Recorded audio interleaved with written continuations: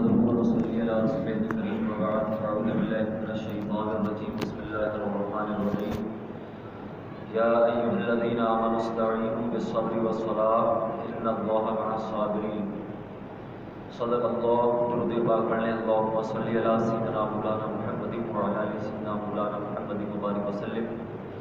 محترم سامعین کرام، اللہ تبارک و تعالی قرآن مقدس میں ارشاد فرماتا ہے یا ایھا الذین آمنوا، اے ایمان والو، استعینوا بالصبر، صبر سے مدد طلب کرو، والصلاۃ، اور نماز سے مدد طلب کرو، ان اللہ مع الصابرین، بے شک اللہ صبر کرنے والوں کے ساتھ ہے۔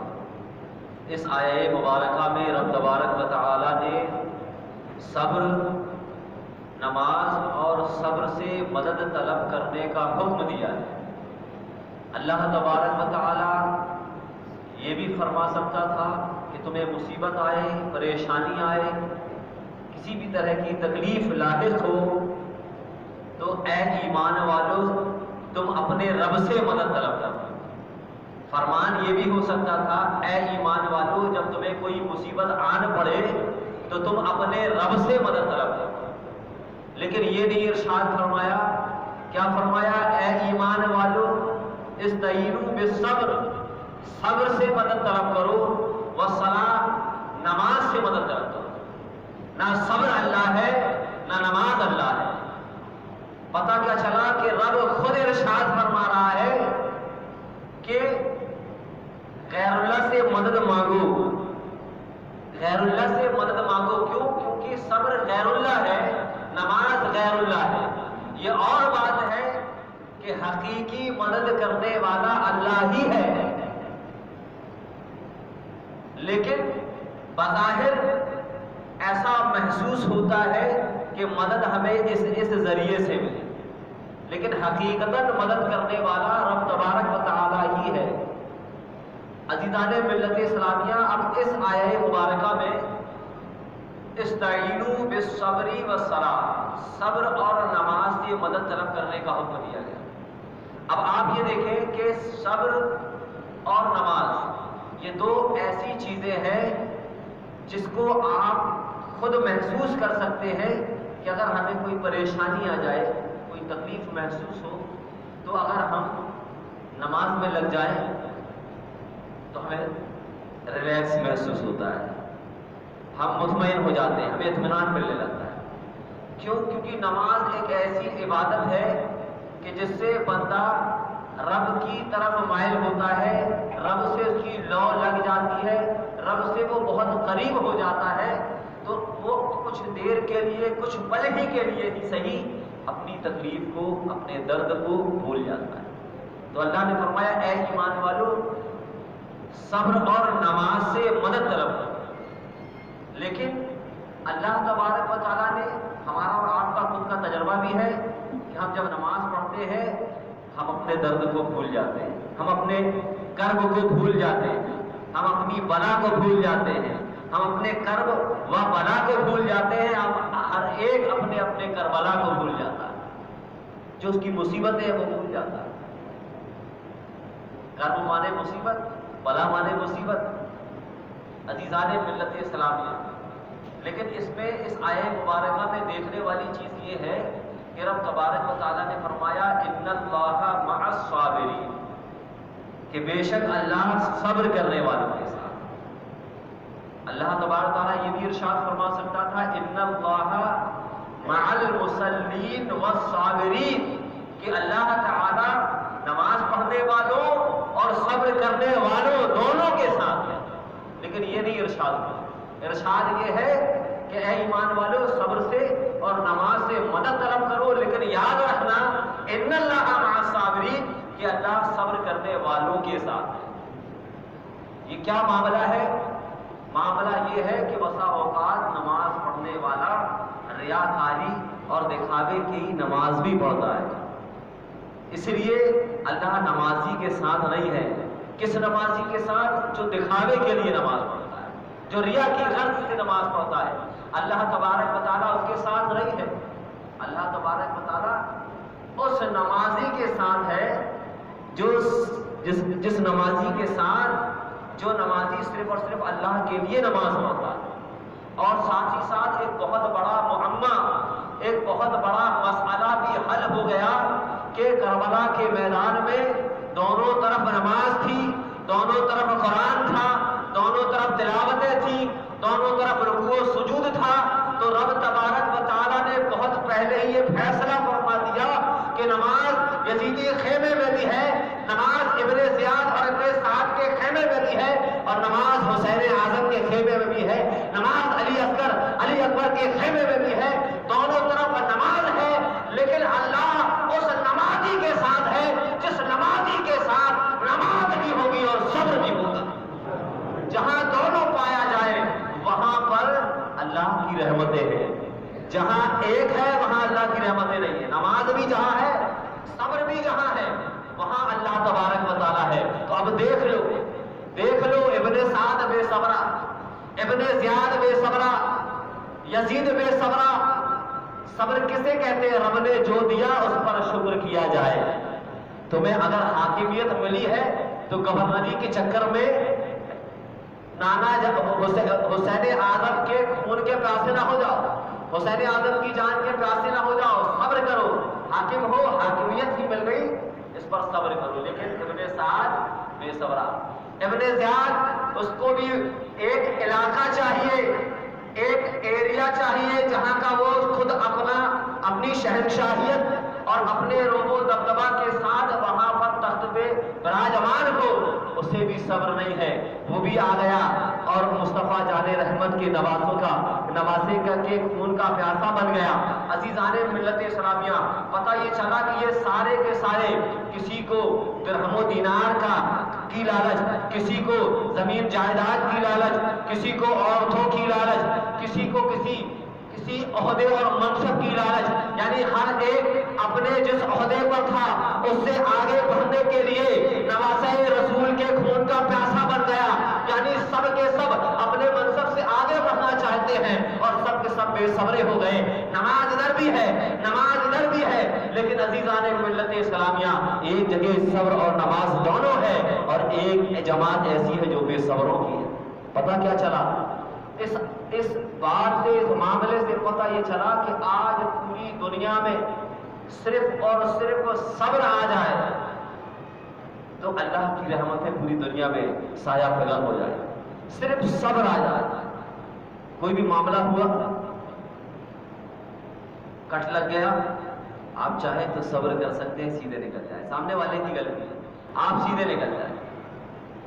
کسی نے آپ کے مزاج کے خلاف کوئی بات کہہ دی، آپ کو جلال آ گیا، آپ غیظ و غضب میں ڈوب گئے، آپ چاہیں صبر کر سکتے ہیں، سارا معاملہ ختم ہو جائے۔ آپ کی شایان شان آپ کو نہیں دیکھا گیا، نہیں سمجھا گیا، آپ کی شان کے مطابق آپ کا استقبال و خیر مقدم نہیں کیا گیا، صبر کر لیں، معاملہ لڑائی جھگڑے ختم۔ آپ صبر کو دیکھ لیں، صبر ایک ایسی دولت ہے کہ پوری دنیا میں اگر صبر رائج ہو گیا، صبر کو پروان چڑھا دیا گیا، صبر کو نشوونما ہم نے دے دی، تو ہمارے سماج سے ہر طرح کا فتنہ و فساد، ہر طرح کی خون ریزیاں، ہر طرح کے جھگڑے کا خاتمہ ہو جائے، اور اللہ کی رحمت ہی رحمت ہمارے درمیان ہوگی۔ ان اللہ مع الصابرین۔ عزیزان ملت اسلامیہ، ہے کوئی ایسا صابر، ہے کوئی ایسا صبر کرنے والا کہ مدینۃ المنورہ چھوٹ رہا ہے؟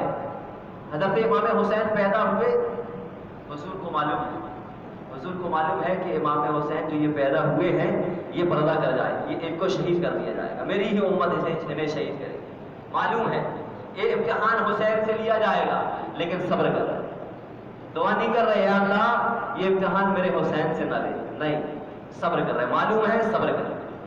حضرت علی کو معلوم ہوا، صبر کر رہے، حضرت فاطمہ بتول کو معلوم ہوا، صبر کر رہے، خود امام حسین کو معلوم ہوا کہ کربلا میں میں شہید کیا جاؤں گا، صبر کر رہے، مدینہ چھوٹ گیا، صبر کر رہے، نانا جان کے تربت اکبر چھوٹ گئی، صبر کر رہے ہیں، والدہ ماجدہ فاطمہ زہرا کا مزار اقدس چھوٹ گیا، صبر کر رہے ہیں، مکہ المکرمہ چھوٹ گیا، بیت اللہ خانہ کعبہ چھوٹ گیا، صبر کر رہے ہیں، سفر کی صعوبتیں، پورا گھر بار، عورتیں، بیوی بچے، حرم کی ساری عورتیں، آپ کے سارے بھائی، آپ کے ساتھ تقریباً 7 صحابہ کرام موجود ہیں، سب کے سب کربلا کی طرف رواں دوا ہیں، راستے کی تکالیف مل رہی ہے، صبر کر رہے ہیں۔ کربلا میں آگ کو روک دیا گیا، صبر کر رہے ہیں۔ ابن زیاد نے ابن سعد کو 4000 کا لشکر جرار دے کر حسین اعظم کا راستہ روکنے کے لیے بھیجا، آپ صبر کر رہے ہیں۔ 3 دن کے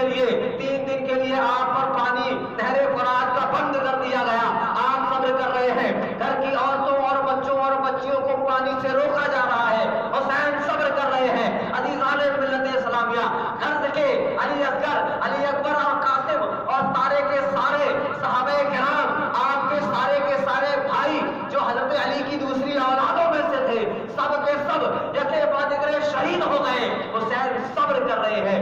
عزیزان ملت اسلامیہ، ایسا صبر کہ رب نے ایسا انعام دیا، کہ اس صبر کا ایسا انعام دیا کہ شہید اعظم نیزے پر چڑھ رہے ہیں تو نیزے پر بھی آپ کی زبان فیض ترجمان سے قرآن کی آیتیں نکل رہی ہیں۔ ایسا صبر کے انوار سر جدا ہونے کے بعد بھی کر رہے ہیں۔ حسین پڑھتا ہے نیزے پر، حسین پڑھتا ہے قرآن نیزے پر، یزید سوچ میں گم ہے کہ پھر کٹا کیا ہے۔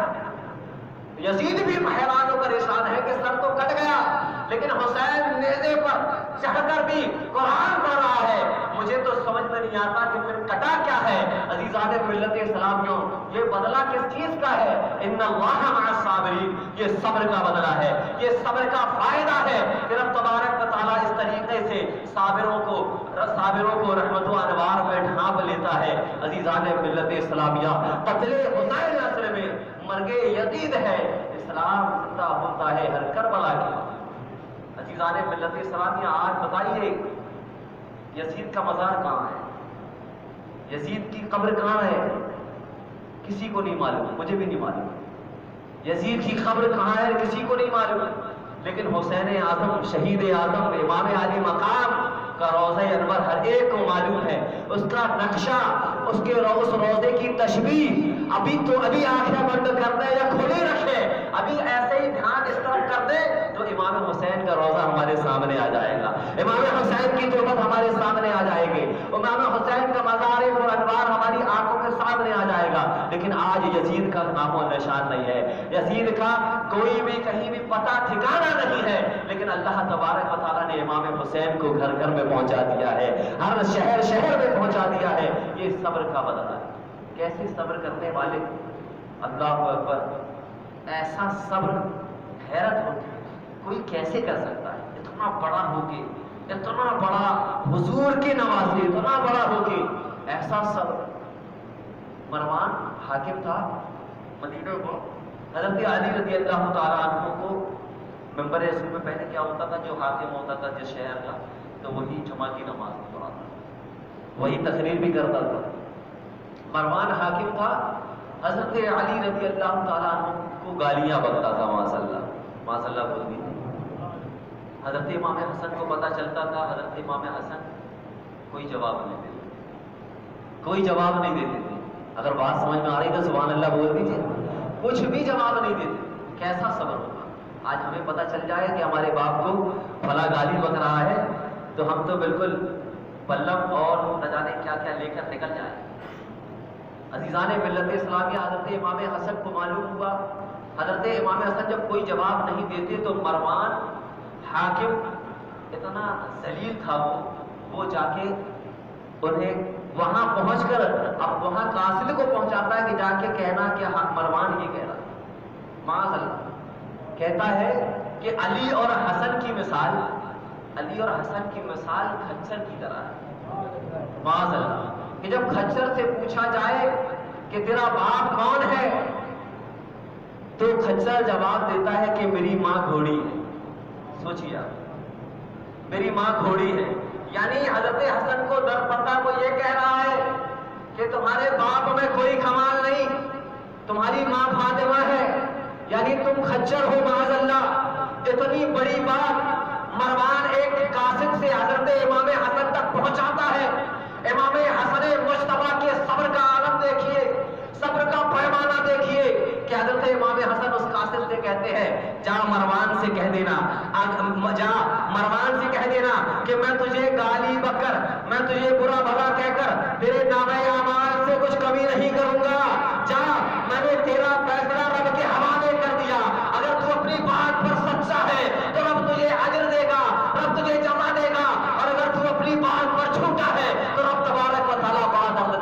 دینے والا ہے.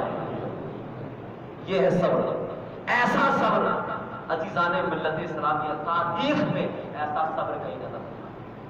اللہ پر ڈال دیا, اللہ پر ڈال دیا. ہم تو ڈال ہی نہیں پاتے ہیں, اور ہم امام حسن کے ماننے والے ہیں. ہم اللہ پر اتنا سا بھی کچھ نہیں ڈالتے. صبر کو ہم خود کرنا چاہتے ہیں, سب کچھ ہم خود کرنا چاہتے ہیں. لیکن امام حسن اگر سوچ لیتے تو مروان کے شیرازے منتشر ہو جاتے, پرخچے ہو جاتے. لیکن یہی تو امام حسن ہے, یہی تو درس دے رہے ہیں کہ تمہارے ساتھ کچھ بیتے تو اللہ پر بھی تو ڈال دو.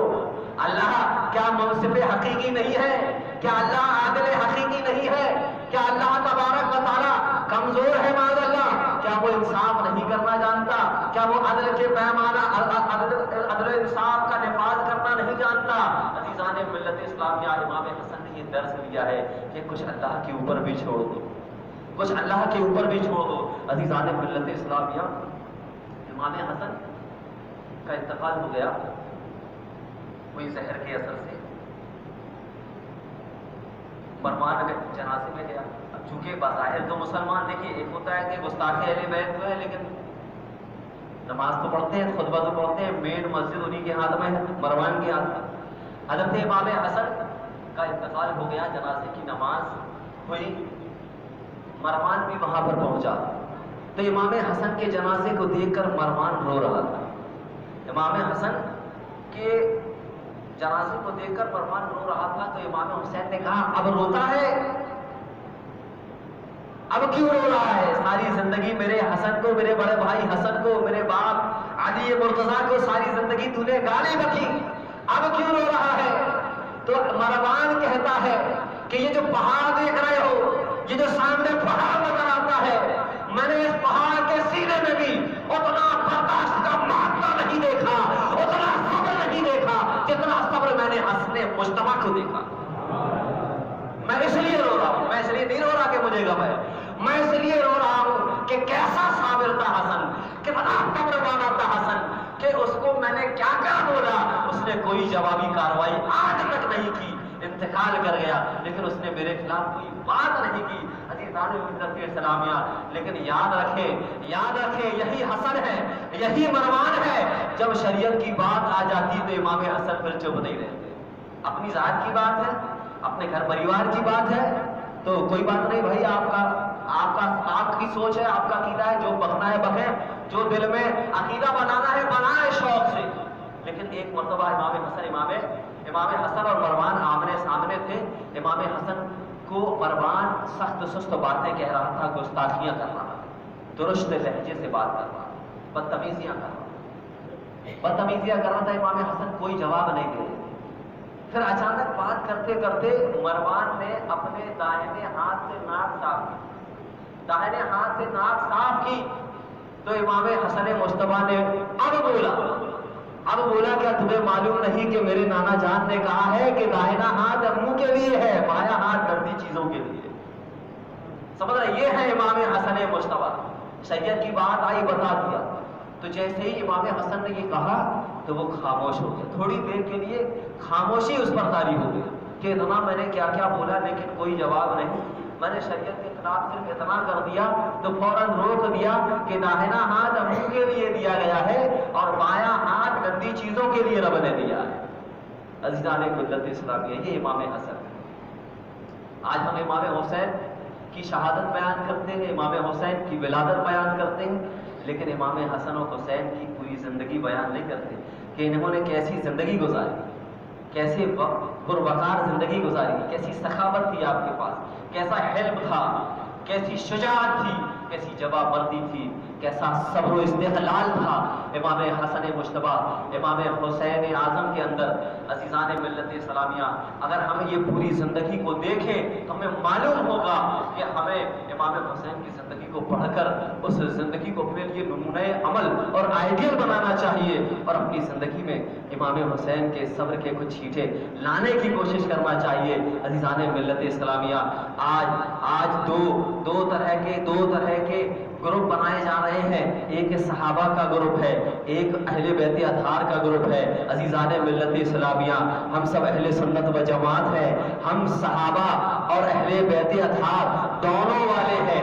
یہی سنی اور شیعہ میں خط امتیاز ہے، یہی سنی اور شیعہ میں خط فاصل ہے جو دونوں کو ایک دوسرے سے جدا کرتا ہے۔ جو صرف علی علی صرف کہے اور ابو بکر و عمر نہ کہے، ابو بکر و عمر نہ کہے، جو یہ نہ کہے کہ ہر صحابی نبی جنتی جنتی، جو یہ نہ کہے، تو آپ سمجھ لیں کہ اس کے ایمان میں کچھ اب کمی آ گئی ہے۔ اب وہ رافضی یا آدھا رافضی، جسے نیم رافضی کہتے ہیں، وہ اس دہلیز میں جا رہا ہے۔ عزیزان ملت اسلامیہ، تم کیا ثابت کرو گے کہ صحابہ کرام اور اہل بیت میں آپس میں دشمنی تھی؟ تم کیا ثابت کرو گے؟ کوئی ثابت نہیں کر سکتا۔ اس قدر پیار تھا صحابہ کرام کو اہل بیت اطہار سے، اس قدر پیار تھا کہ اسے بیان نہیں کیا جا سکتا۔ جو صحابہ کرام امام حسین کو، امام حسن کو آقا علیہ السلام کاندھے پر سوار کر رہے ہیں اور باہر لے کر آ رہے ہیں۔ حضرت اسامہ روایت کرتے ہیں کہ رسول پاک صلی اللہ تعالیٰ علیہ وسلم اس حالت میں تشریف لائے کہ ایک کاندھے پر حسن مصطفیٰ سوار ہے، دوسرے کاندھے پر حسین شہید اعظم سوار ہے، اور آپ باہر نکلتے ہیں صحابہ کرام کے جھرمٹ میں کے درمیان۔ آپ رب کی بارگاہ میں دعا کرتے ہیں، اللہم انی احبہما فاحبہما واحب من یحبہما، اے اللہ میں ان دونوں سے محبت کرتا ہوں، تو بھی ان دونوں سے محبت فرما اور ان سے محبت فرما جو ان دونوں سے محبت کرتے ہیں۔ جن صحابہ نے ساری زندگی ایسے ارشادات سنے ہوں، جو صحابہ حضور کی ایک حدیث معلوم ہو جائے تو یہ سوچتے ہیں کہ مرنے سے پہلے ایک بار اس پر عمل کر لیں، وہ صحابہ اس حدیث کے بعد کیا امام حسین امام حسن کا اپنے دل پہ رتی بھر بغض لا سکتے ہیں؟ عزیزان ملت اسلامیہ، ہرگز نہیں لا سکتے۔ ایک مرتبہ حضرت امام حسن یا حضرت امام حسین کہیں سے جا رہے تھے، ایک جگہ بیٹھ گئے، صحابہ کرام نواسے رسول کے ارد گرد جمع ہو گئے۔ حضرت ابو ہریرہ رضی اللہ تعالیٰ عنہ کا وہاں سے گزر ہوا، انہوں نے سوچا کہ یہ بھیڑ کیسی ہے، تو جا کر دیکھا تو امام حسین کے ارد گرد صحابہ کرام پروانہ وار نثار ہو رہے۔ سمجھ رہے آپ؟ مطلب کسی بزرگ ہستی کے پاس جا کر بیٹھنا یہ صحابہ کرام کی سنت ہے۔ شیطان آپ کی رگوں میں نہ دوڑے کہ ارے وہاں جا کر بیٹھنے کی کیا ضرورت ہے، فلاں جگہ بیٹھ کے فلاں پیر صاحب کے پاس جا کر بیٹھنے کی کیا ضرورت ہے۔ یہ دستور، یہ آئین ہمیں صحابہ کرام نے دیا۔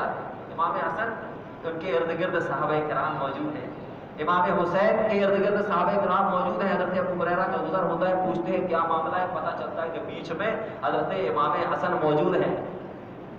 حضرت ابو ہریرہ رضی اللہ تعالیٰ عنہ پاس میں جاتے ہیں، بیٹھ جاتے ہیں اور کہتے ہیں، اے نواسے رسول، اے سید زادے، اپنا پیٹ دکھاؤ، اپنا پیٹ دکھاؤ۔ حضرت ابو ہریرہ نے جیسے ہی کہا تو حضرت امام حسن مجتبیٰ نے فوراً اپنے پیٹ کو کھول دیا۔ حضرت ابو ہریرہ گئے باادب اور اپنے لبوں کو امام حسن کے پیٹ میں لگا دیا اور خوب چھوما اور چھوم کر اٹھنے لگے۔ تو عزیزان ملت اسلامیہ، صحابہ کرام نے پوچھا یہ کیا کر رہے ہیں؟ تو حضرت ابو ہریرہ رضی اللہ تعالیٰ عنہ نے ارشاد فرمایا کہ میں دیکھتا تھا حضور کو کہ امام حسن کے پیٹ کو خوب چوما کرتے تھے، بار بار چوما کرتے تھے۔ بڑی طلب تھی، بڑی پیاس تھی کہ کہیں ایسا موقع مل جائے کہ یہ آقا علیہ السلام کی آخری سنت پر عمل کر لوں اور حسن مصطفیٰ کے پیٹ میں بوسہ لے۔ ایسا پیار کرنے والا الگ الگ ٹیم ہو جائے، اے ٹیم بی ٹیم، یہ تمہارا کام ہے، تمہارا دھندا اس کو کرو گے تبھی چلے گا۔ ہم اہل سنت و جماعت ہیں، ہم ابو بکر عمر عثمان اور حیدر والے، ہم دونوں والے۔ ہمارا ایسا نہیں ہے کہ علی علی علی علی علی علی بس اور کچھ نہیں۔ عزیزان ملت اسلامیہ، دیکھو حضرت ابو ہریرہ ایک کسی مقام پر ایک اونچے سے ٹیلے پر حضرت امام حسین جلوگر ہیں. حضرت امام حسین کے نالین، حضرت امام حسین ایک جگہ سے جنازے سے واپس ہوتے ہیں. جنازے سے واپس ہونے کے بعد عام طور پر دیکھا گیا ہوگا کہ جنازے جہاں دفن ہوتا ہے وہاں کی مٹی کچھ گیلی ہو جاتی ہے تو چپل میں لگ جاتی ہے، جوتوں میں لگ جاتی ہے. تو حضرت امام حسین یا امام حسن کے پیر میں نالین میں مٹی لگ گئی. تو حضرت ابو ہریرہ رضی اللہ تعالیٰ عنہ نے دیکھا ایک جگہ آپ کچھ دیر کے لیے بیٹھ گئے. صحابہ کرام اور آپ کے دوست و احباب، آپ کے چاہنے ماننے والے بھی وہاں موجود تھے. حضرت ابو ہریرہ بھی موجود تھے. تو حضرت ابو ہریرہ نے دیکھا کہ آقا حسین کے نالین شریفین میں مٹی لگی ہوئی ہے. تو حضرت ابو ہریرہ اپنی چادر کو اتارتے، اپنے اوپر کی چادر کو اتارتے ہیں اور اتارنے کے بعد چادر کے ایک سرے کو پکڑ کر امام حسین شہید اعظم کے نالین چپل، نالین مبارک کی مٹی پہنچنے لگتے ہیں. تو امام حسین ہلکا سا چھین بجاتے ہیں اور اپنے پیر کو اپنی طرف سمیٹ لیتے ہیں اور کہتے ہیں آپ میرے نانا جان کے صحابی ہیں، آپ میرے نانا جان کے ساتھی ہیں، آپ یہ کیا کر رہے ہیں؟ تو امام حسین کہتے ہیں کہ میں نے نانا جان کو، آپ کے نانا جان کو آپ کا اسی طریقے سے خیال رکھتے دیکھا ہے، اس لیے میں یہ کام کر رہا ہوں. میں آپ سے عمر میں بڑا ہو سکتا ہوں لیکن آپ کے بارے میں نے سنا ہے کہ ان الحسن والحسین سیدا شباب اہل الجنہ، کہ بے شک میرا حسن اور میرا حسین جنتی جوانوں کے سردار ہیں. تو میں اس لیے یہ کر رہا ہوں. یہ حضرت ابو ہریرہ ہے. روم ایران فتح ہو گیا، حضرت بی بی شہر بانو بھی آئی غلام بن کر، قیدی بن کر. حضرت بی بی شہر بانو بھی تشریف لائی. ایک بادشاہ کی بیٹی ہے، ایک شہنشاہ کی بیٹی ہے، ایران کے شہنشاہ کی بیٹی. سمجھ رہے آپ؟ صحابہ اور اہل بیت کی محبت میں بتا رہا ہوں. حضرت عمر فاروق امیر المومنین ہیں، خلیفۃ المسلمین ہیں. ایران فتح ہوا، مال غنیمت آیا، حضرت بی بی شہر بانو بھی آئی. حضرت عمر فاروق نے سارا کا سارا سامان بانٹنا شروع کر دیا. سارا کا سارا سامان جنگی سپاہیوں کے درمیان بانٹنا شروع کر دیا. حضرت بی بی شہر بانو، کون بی بی شہر بانو؟ حضرت امام سرکار زین العابدین کی ماں. حضرت بی بی شہر بانو امام زین العابدین سید سجاد کے صدقے میں ساجد رقم ہے، عبادت کرنے والوں کی زینت. امام زین العابدین سیدوں کی نسل جس سے چلی ہے وہ امام زین العابدین. وہ امام زین العابدین کس کے بیٹے ہیں؟ حضرت بی بی شہر بانو کے. سارا کا سارا مال غنیمت بٹ گیا. اب صرف اور صرف کون بچا ہے؟ حضرت بی بی شہر بانو بچی ہے. حضرت بی بی شہر بانو ابھی اسلام نہیں لائی ہے، ابھی مال غنیمت میں کنیزوں کی حیثیت سے آئی ہے، لونڈیوں کی حیثیت سے آئی ہے. حضرت عمر فاروق کے سامنے موجود ہے. حضرت عمر فاروق کے سامنے تمام جو مسلمان موجود تھے سب نے کہا کہ سارا کچھ بٹ گیا ہے، اے امیر المومنین یہ شہزادی کس کے حصے میں آئے گی؟ تو حضرت عمر فاروق کہتے ہیں شہزادی کس کے حصے میں آئے گی؟ کوئی کسی شہزادے کے حصے میں آئے گی. تو سب نے کہا کہ اچھا اے امیر المومنین عمر فاروق آپ اسے اپنی بہو بنائیں گے، آپ اسے عبداللہ سے نکاح کروائیں گے. تو حضرت عمر فاروق رضی اللہ تعالیٰ عنہ فرماتے ہیں او بے وقوف خاموش ہو جا، کیا میرا بیٹا بقیہ چلانے والے کا بیٹا کوئی شہزادہ ہو سکتا ہے؟ میں بی بی شہر کی شادی اپنے شہزادے سے نہیں بلکہ حیدر و بطول فاطمہ کے شہزادے سے کروں گا. یہ عمر فاروق رضی اللہ تعالیٰ عنہ کی محبت ہے. کس سے؟ فاطمہ الزہرا کے لالوں سے، حضرت حسین شہید اعظم سے. یہ صحابہ کرام کا اہل بیت اطہار سے پیار ہے کہ وہ اپنے شہزادوں کو کیا کہتے ہیں کہ یہ تو بکریاں اور بھیڑ اور اونٹ چرانے والوں کا بیٹا ہے. شہزادہ تو اسے کہا جائے گا کہ جو مصطفیٰ جان رحمت کا نواسا ہے. عزیزان ملت اسلامیہ، یہ ایسا عقیدہ تھا صحابہ کرام کا. اور آج ہم اور آپ صحابہ کو الگ کرتے ہیں اور اہل بیت اطہار کو الگ کرتے ہیں. عزیزان ملت اسلامیہ، ایسا ہو ہی نہیں سکتا. دونوں جس دل میں ہوں گے اسے ہی سنی کہا جاتا ہے، اسے ہی اہل سنت و جماعت کہا جاتا ہے. جس کے دل میں دونوں میں سے کوئی صرف ایک رہ جائے گا وہ گمراہ ہو جائے گا، وہ صراط مستقیم سے ہٹ جائے گا، وہ اہل سنت و جماعت سے بھٹک جائے گا. اہل سنت کا ہے، بے اعلیٰ حضرت فرماتے ہیں اہل سنت کا ہے بیڑا پار اصحاب حضور، نجم ہے اور نام